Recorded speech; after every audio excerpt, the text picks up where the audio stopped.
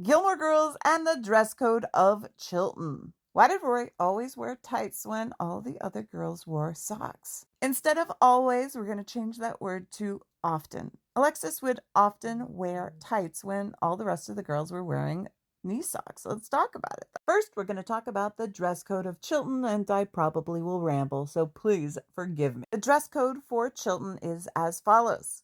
You had a white or blue Oxford, either short sleeve or long sleeve button down collar with a navy tie with a crisscross pearlized snap.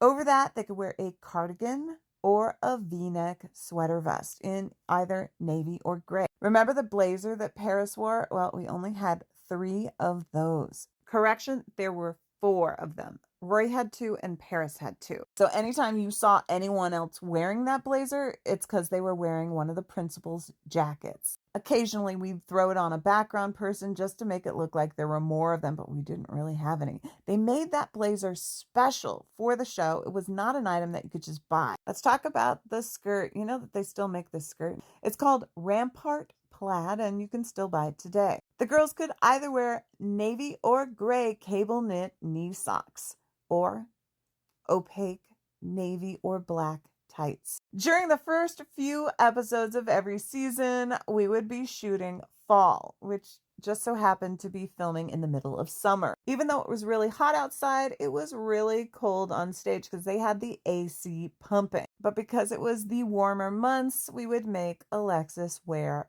knee highs during those scenes. I remember her begging me, like, can I please wear the tights? And I'm like, can you please wear the socks for this episode? And then the next episode, you could wear the tights. And of course, the shoes. Black and white two-tone saddle shoes that laced up. I remember about those shoes is that they would get so dirty. I remember Brenda saying, Valerie, you got to clean those shoes. And I was like, oh, we don't want them a little distressed? And she's like, no. So I'd have to polish them with white and black shoe polish all the time. And then when the weather was really cold, there was a navy Chilton pea coat. And we only had a few of those because we didn't do that many scenes outside with Chilton students, so we didn't need to have a bunch of. Now let's talk about how we got everyone dressed in the morning. Obviously, our principals, we would set their clothes in the room, and there were specific looks for different characters, like Paris almost always wore that blue blazer, always wore knee-high socks. Shelly, aka Madeline, really loved that navy v-neck sweater vest, and so that was like her thing, and she really loved white. I want to say Louise always loved the white shirt as well, but she got the gray cardigan. Obviously, there were times where we would change it up, but that was the outfit that they really loved the most. Whenever we had to dress a lot of the background at the same time, we would roll all the racks into one of the stages. And basically, like an assembly line, all the background would line up and go through that line.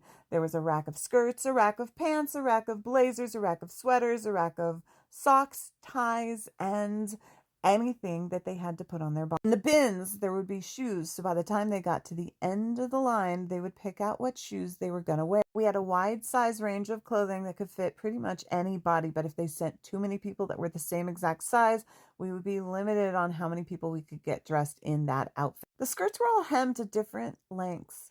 And whenever someone put it on, if that skirt was too long, they would just fold the waistband over and over to make it fit them. Hope that answers your question, and please be sure to follow me here and everywhere.